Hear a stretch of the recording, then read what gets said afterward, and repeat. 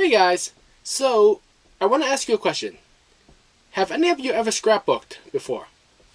I remember at Anime Boston I went to this panel where they were talking about how to deal with post-con depression. And being that it's been 1.5 weeks since Gobble-Con, kind of still feeling it. Alright, so I decided to make a scrapbook.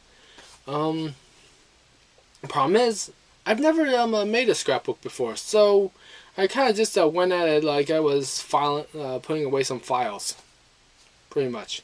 I gathered all the program guides that I've collected over the years from every con that I've gone to, just then laid them all out on the floor, and it's like, it's quite a bit of collecting.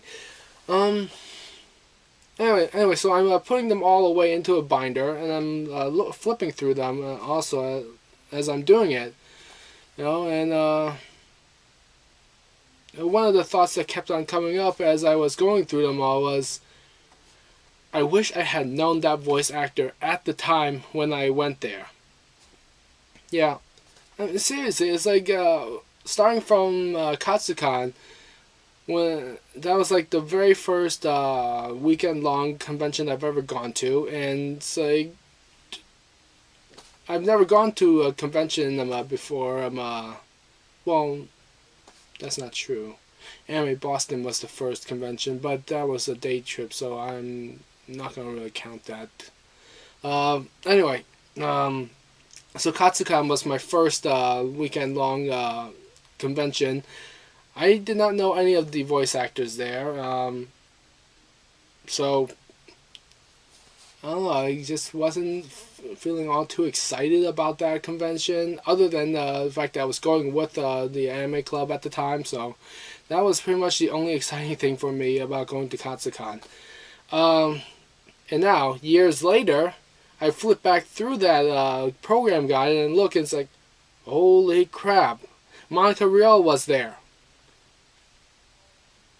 In case if you guys do not know why that's such a big deal for me, Monica Rial is the voice for Mina Tepes in Dance and Vampire Bund. Again, probably not that important to you guys either. But if I had known back then, well, then again, it wouldn't really have made much of a difference, because back then she wasn't Mina just yet. I mean, Dance and Vampire Bund only came out like last year, I think. So, yeah, there's that. I flipped through a few more program guides, and well, you know, Monica Rial was in a couple of other conventions that I was at, and again, I had no idea who she was at the time. Do any of you ever get that? It's like you've been going to conventions for years, and then you look back in all the old program guides, and it's like you think to yourself, I wish I had known that voice actor back then. Or I wish I had known that band back then. You know? Or something of that nature. But yeah. 1 hour later, I have a binder stuffed that thick with program guides, artworks, and stuff. Also ended up with a binder about that thick for my Renaissance Fair stuff. So, yep. There's that. And, oh yeah, next topic. Some of you may have seen the video that I posted earlier this week. Yesterday, to be more exact.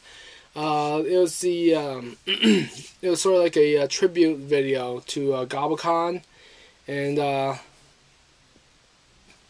yeah, just wanted to put that little video together to highlight some of the things I liked at Gobble-Con, and that very emotional speech that the chairman, Don, gave at the closing ceremony, along with all the thank yous and words of inspiration and love and etc. from all the fans who had stayed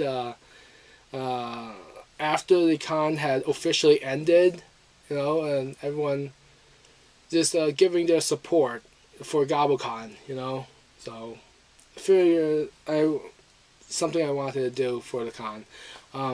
Originally, I had planned on making it as like a promo for Gobble-Con for next year, but I didn't really get a lot of exciting footages, so.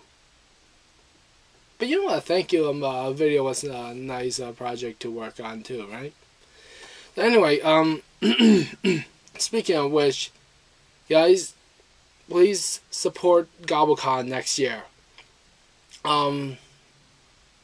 Currently the pre-reg is less than $17. Like I said last week, please support it. Support the small local cons like you would support local businesses. That is not to say don't support the big cons, because those are awesome as well. But anyway, where am I going with this?